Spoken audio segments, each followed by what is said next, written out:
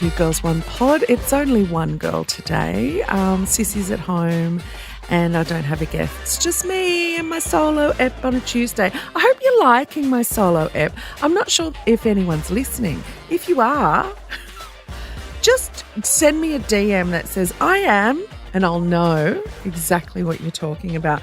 I'm recording on Wurundjeri land. And talking of Wurundjeri land, we had quite a lovely thing happen on Saturday on Wurundjeri country. AFL Grand Final was on. And I'm not a fan of sport. You know this about me. But I always watch the Grand Finals. And this year, I watched it at home, which I've not really done before, not at my house. I've normally go to someone's house for a barbecue or go to the pub or whatever. But I don't drink anymore, so it's not fun to go out.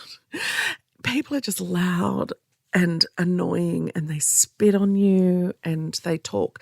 And as they drink, their volume goes up.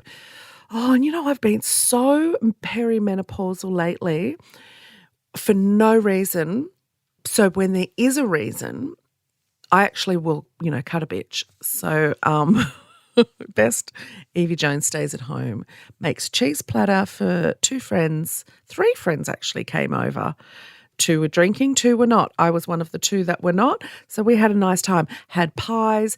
But guess what? I have a very good friend, Farnoosh. She is a hair and makeup artist for Channel 9 and Channel 10. She did my Snack Masters. We became friends. She has a tiny, tiny dog called Bruce who thinks he's huge. And she is a massive Collingwood fan, which is hilarious because I didn't know. We met and all we did was talk about dogs. Then it started to become quite apparent that she was quite the footy fan. She was always watching, or, her stories were of her screaming, and she goes to every match. She always jokes when people find out she's a Collingwood fan, because they're the worst, apparently, in the world. And she always jokes, people say, oh, a Collingwood fan? She goes, yeah, I've got all my teeth too. Even me, who doesn't follow football, first time I moved to Melbourne, I moved to Collingwood. And people were like, oh, God. And it was a very funny thing. I worked in Vodafone call centre. Everyone I worked with that was local had to know what team I followed. And I kept saying I don't have a team. And that would set them off like nothing I'd ever seen before. What do you mean? You have to have a team. And it wasn't until my friend Todd Abbott, who is very good, an old friend of mine, the one that came to Darwin with me, he said, do you want to come to an AFL game with me? And I was like, yeah, absolutely. So I went to watch the Swans play Carlton in their very last match at the Princess Oval, which was a very beautiful match because it meant something to the Carlton fans. But unbeknownst to me, I had a team. I'm from Sydney. And there's a Sydney team called the Swans. So apparently I have a team, and I learnt football that day as much as I could. But it was so lovely because the fans were telling me we were all standing room only, and I had the blue and whites and the red and whites all around me. So Todd's explaining everything to me, and I just kept asking him questions, and I retained nothing except for mark. I know what a mark is. So he just kept explaining to me. And then other people started to chime in. And it was so lovely. They were so polite about it. No one condescended me. They were all really excited that I wanted to know about this game. And anything that Todd dropped, they picked up. They were like, oh, and don't forget. And he'd go, yeah, yeah. And I couldn't believe it. I went back to work and told everyone that that's what I'd done. And they were like, oh, my God, you do have a team and it's so exciting. And that's not normal because, if you were at a Collingwood game, those fans wouldn't have been that kind to you. And I was like, well, as far as I'm concerned, that was so different to the football I'm used to, which is going to Brookvale Oval and watching my brother's team, Manly, because we grew up in Balgala. So we were like, Manly mad. I wasn't, but I don't mind going to a live game because live games are fun and you don't have to know what's going on. It doesn't matter, but you do get into it. Anyway, Farnoosh, back to her, goes to every game, member of Collingwood. Couldn't get a grand final ticket. And I was like, what? You're a member of the team that's in the grand final. A whole heap of members and fans were left disappointed. The MCG seats more than 100,000 people, okay? The two competing clubs, Brisbane and Collingwood, were only allocated 17,000 seats each for their members. Now, Collingwood has the highest members count at 106,000, and what we'd go all the way down to the Gold Coast Suns at 20. Wow, that's really low. That's okay. They're coming up. Okay, so here's how the AFL splits the tickets. So 40% of the tickets go to competing club members, okay? This year, it was only around 34%. Why? That's mean. Melbourne Cricket Club Reserve. Hello? That has a 16 to 26% seat allocation. Cricket. Sorry. We're at the wrong game. AFL members, they're about 13 to 18%. Medallion Club members, what? Who knows? They've got a medallion, 3 to 5%, and then it goes on. Basically, the packages, sometimes upwards of $3,000, are the only way non-members can gain access to the game. But some Magpie members spent up to $1,000. I mean, these people, they're all just working class people who support their team. I just wanted to have a bit of a Jones about it today because I think it's mean. I think it's really, really mean. And you know what? If you asked every single player who they want there watching them, they would say, I want the people that are there every single week screaming for us when we win and crying for us when we lose. That's who I want there. I think this corporate capitalist bullshit, it interferes in everything we do these days. You know, you watch sport and all you see is all of the corporate logos, and to me, it's just so gross. And I get that that's where their money is coming from. But, you know, these players will probably play for free, really, at the end of the day, wouldn't they? And imagine if it was like that, you know, you got paid by the members' tickets. Oh, that's never going to happen. But I do want to talk about the captain of AFL. He could be. Let's call him the captain of AFL. Captain of Collingwood's called Darcy Moore. Darcy Moore, I have never laid my eyes on this man before until Saturday. And he is about 18 foot tall. He has a chiseled face like an Adonis.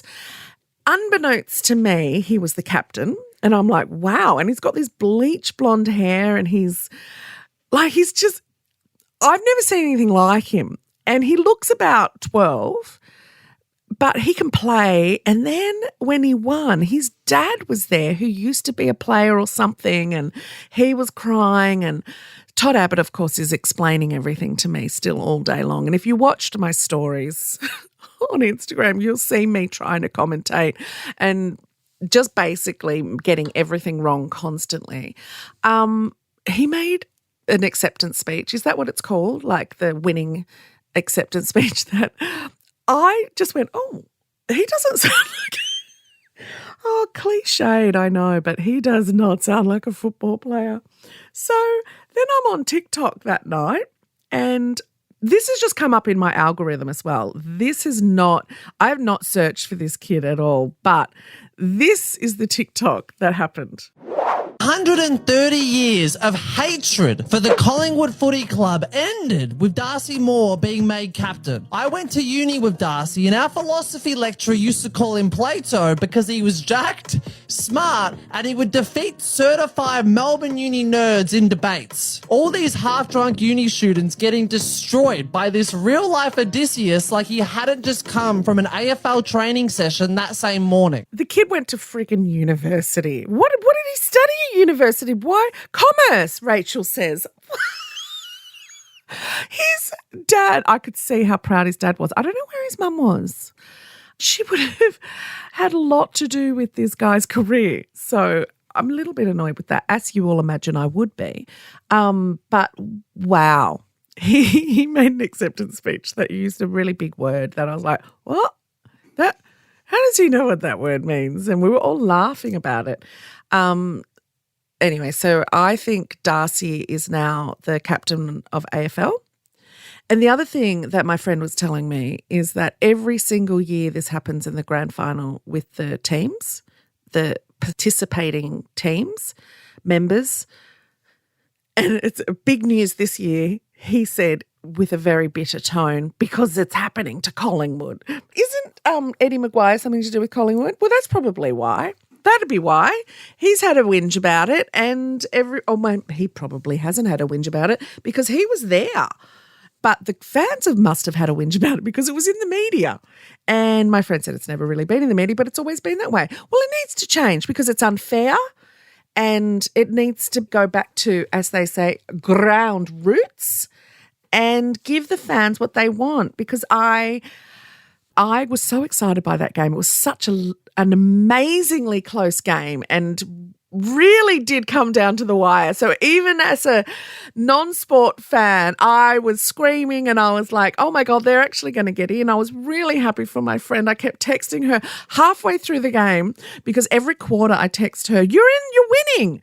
And by the third quarter, she just wasn't answering any of my texts anymore. And I said to her later, what was that? She goes, I was having a heart attack. She sent me a photo of her heart on her watch, which was 168. She said, I'm literally having a heart attack. I said, but you've won. So I was so excited for her. And I still said to her yesterday, how are you feeling? She goes, oh my God, I'm just feeling amazing. I said, but what a shame you couldn't be there. What a shame that she couldn't scream her little head off and eat a meat pie. And that's what I have to Jones about today. Okay, now it's time for some female, she-male, he-male, no, email. That's the new theme song for this week. Let's read this week's letter. Got it on printed it out on my printer. It's lovely. Put it on a nice piece of paper. All right, hey Evie. I just wanted to message you to say an episode a while ago about weaponized incompetence resonated with me in my situation. Ugh. I'm currently in therapy deciding if I want to leave my husband as he does nothing in terms of housework, cooking, or childcare. I have been a stay-at-home mum for the last 10 years and both of my children have autism. So I think being a mum has been the hardest job I've ever done, to be honest. I'm now studying and attempting to get back into the workforce and feel like I'm not being supported at all by my husband. He commented to me, all women work and do housework, so why are you making it a big deal? So yeah, that's my life at the moment. Sending you love and hugs, Megan. Oh, Megan. You know what I'm going to say, but I'm not going to say it yet. What I'm going to say first is, Megan, I'm so, so sorry. I'm exhausted thinking what your life must entail on a day-to-day basis. There's little amount of sleep that you survive every day on. 2 children with autism and a shit husband. You're in therapy. I hope you have a great therapist who is leading you to the inevitable. You've already said it. Deciding if I want to leave my husband. He does nothing in terms of housework, cooking, or childcare. None of it? What is he there for? I know that he's another child for you. I know that, and I don't know him, but I feel like I know you. And I know so many of you. And just like I've said in so many past episodes, if this is the one piece of permission that you needed to leave him, please leave him. Your life will be so much better. Your life is so incredibly difficult right now, and there is an awful, difficult transition that needs to take place before your life is going to be still quite a difficult life, but so much better when you don't have to look after him as well, because I know you're looking after him as well. If he's not doing even the cooking, then you're looking after him as well. If he's not doing any of the housework, then you're looking after him as well, because he's creating housework and he's eating the food. He created children and he's not looking after them. He's not giving them any care. I'm sorry, that's so fucked up and it is so normalized that we have got to start really speaking loud about this. You will be so much better off with him living somewhere else. You won't have to pick up his shit anymore. There is nothing more unsexy than a man who does nothing. And it's funny because if you do want to, moving forward, end up with another partner, which you may not, so a lot of women come out of these situations and realise they're just so much happier single. There is so much to be said for the single life. And you know that I say that all the time because I'm single. I'm living proof. But if you do want to have a partner in the future, and it may not even be a man, they're out there. The good ones are out there. And you know, it's funny. I was thinking about this recently with a friend of mine who's been on the dating treadmill for as long as I've known her, and who we once thought were unattractive, boring, nice guys. When you've really been with a dickhead for quite a while, or you've only dated dickheads, these men, take another look because your gaze changes and all of a sudden that nice guy or so-called boringness about them becomes extremely attractive. When you see them doing shit around the house or looking after their own children or your children or being respectful to you, being respectful to other women, teaching their children to be respectful, that starts to become quite sexy. You see things completely different. I guess that's a maturity, and it's also a patriarchal thing. We've been taught that the most important thing is to settle down and get married and be that traditional, and you've got to be so in love and lusting. And you probably once lusted for your partner, your husband. I can pretty much guarantee you don't anymore. So what I'm saying is leave him, but I don't know this man, but I can tell you right now, you've already told me that he has said to you, all women work and do housework, so why are you making it a big deal? Megan, he has disrespected you and he's disrespecting you on a daily basis. The fact that he's said that to you makes me livid. He does not believe that you are in any way deserving of help. He honestly believes that you are there to serve him. He's not going to change. So stop wasting your time. Get out of this. Start making that exit plan now. Start looking at your finances. Start talking to the people that can help. Start looking at all of the things that you need to look at and you think it's going to be difficult. It's actually going to be easier because you're not going to have one other person that you have to think about on a day-to-day basis as far as the day-to-day life goes. I'm sending you all my love.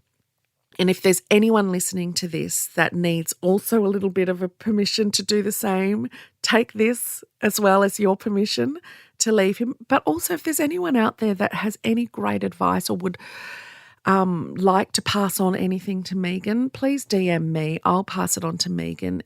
Megan, if you're listening and you want to give me your details for other people to maybe be in touch with you, you may not. I have friends who have autistic kids and the help that they get. There is an incredible podcast. I'll put you onto it. You're already probably onto it. But my friends run it, Kate and Mandy, and it's called Two Peas in a Pod, and it's TOO, so too much. Two Peas in a Pod. They are award-winning. They have been nominated, I think, or they've won Australian of the Year for that particular category. They're incredible women and they both have neurodivergent children, and they have this podcast that's been going for quite a while, and the help and the people that they have on has helped so many people in this country and around the world. If you don't already know about Two Peas in a Pod, get onto it right now. But if there's anyone else that has any other ideas, let me know. I will let Megan know. We need to look out for each other as women and let the bad men because you know what? He's not going to be there when you leave him either. He's not going to do much with these kids. So, I'm just so sorry. I'm so sorry. But you are so loved by other people and people that you haven't even met yet. And your future is bright. So I would say stay strong. And I guess I want to say stay strong, but I also want to say stay weak. Like stay, just hang on, because it's going to be okay. All right, who wants a little bit of history? Where did that saying come from? Useful facts. Eve has got a useful fact.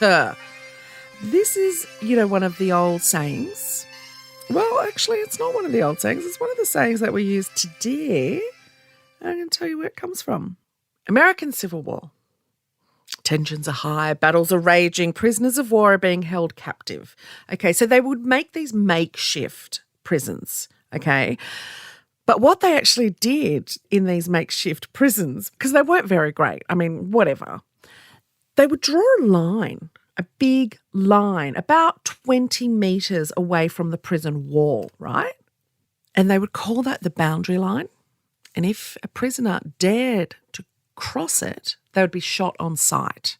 Isn't it amazing what you can do to people to make them just say, I will shoot you if you go anywhere near that line. You don't even need barbed wire. Well, they nicknamed that line the dead line.